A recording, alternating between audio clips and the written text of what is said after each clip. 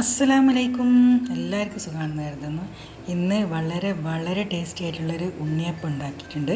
പിന്നെ ഗുലാബ് ജാം തോറ്റുപോകും, അമ്മാതിരി ഉണ്ണിയപ്പമാണ്.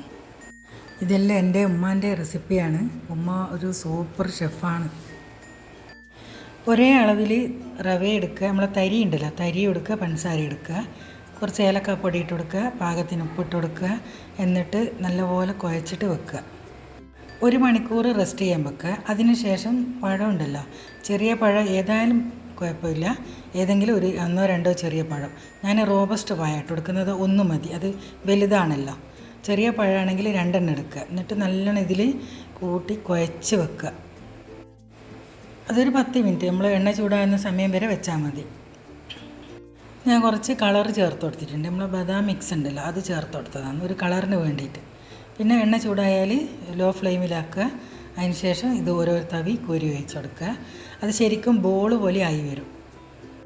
നല്ല പഞ്ഞി പോലെ സോഫ്റ്റായിട്ടുള്ളൊരു ഉണ്ണിയപ്പാന്ന് എല്ലാവരും ഉണ്ടാക്കി നോക്കുക.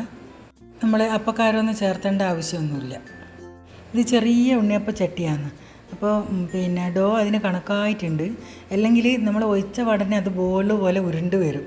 കുറച്ച് വലുപ്പമുള്ള ഉണ്ണിയപ്പ ചട്ടിയാണെങ്കിൽ ശരിക്കും നമ്മൾ ഒഴിച്ചു കൊടുത്താലുണ്ടല്ലോ, അത് ശരിക്കും ബോൾ പോലെ ആയി വരും. നിങ്ങൾ ഉണ്ടാക്കി നോക്കുമ്പോൾ അതുപോലെ ഉണ്ടാക്കിയെടുത്താൽ മതി. 1-2 ദിവസം വെക്കുന്നതുകൊണ്ടൊന്നും കുഴപ്പമൊന്നുമില്ല. പിന്നെ എണ്ണയൊന്നും കുടിക്കുകയൊന്നുമില്ല. ഞാൻ നിങ്ങൾക്ക് കാണിച്ചു തരാം. നമ്മൾ ഉണ്ടാക്കി കഴിഞ്ഞാലും എണ്ണ ഏകദേശം അതുപോലെ തന്നെ ബാക്കിയുണ്ട്. പിന്നെ നല്ലൊരു ഗോൾഡ് കളറാകുന്ന സമയത്ത് കോരി മാറ്റുക. ഞാൻ 2 പ്രാവശ്യം ചെയ്തെടുക്കേണ്ട ഉണ്ണിയപ്പം മാത്രമേ ഉള്ളൂ. നോമ്പായതുകൊണ്ട് ഞാൻ കുറച്ച് മാത്രം നമ്മൾ കാണിക്കാൻ മാത്രം ഉണ്ടാക്കിയെടുത്തേ. പിന്നെ അധികം ആരും കഴിക്കലുണ്ടാവില്ല. സാധാ ദിവസമാണെങ്കിൽ ഇതെപ്പം തീർന്നെന്ന് ചോദിച്ചാൽ മതി. എല്ലാവർക്കും ഇഷ്ടമായി എന്ന് വിചാരിക്കുന്നു. നമ്മൾ നോമ്പ് തുറക്കുമ്പോൾ തിന്ന്, പിന്നെ അത്താഴത്തിനും ചായക്ക് ഇത് തന്നെ ഉണ്ടാക്കിയെടുത്ത്. വീട്ടിൽ ആരെങ്കിലും വിരുന്ന് വരുന്ന സമയത്തെല്ലാം ഇതുപോലെ ചെയ്തെടുത്താൽ മതി. തരിയും പഞ്ചസാരയും നമ്മൾ ഒരേ അളവിൽ തന്നെ വേണം.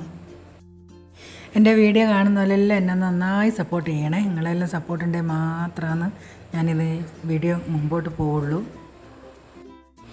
എൻ്റെ വീഡിയോസ് ആദ്യമായിട്ട് കാണുന്നവരാണെങ്കിൽ എൻ്റെ ചാനലിനെ സബ്സ്ക്രൈബ് ചെയ്യണേ. എല്ലാവർക്കും വീഡിയോ ഇഷ്ടമായി എന്ന് വിചാരിക്കുന്നു. അടുത്ത വീഡിയോ കാണാം. Bye, thank U.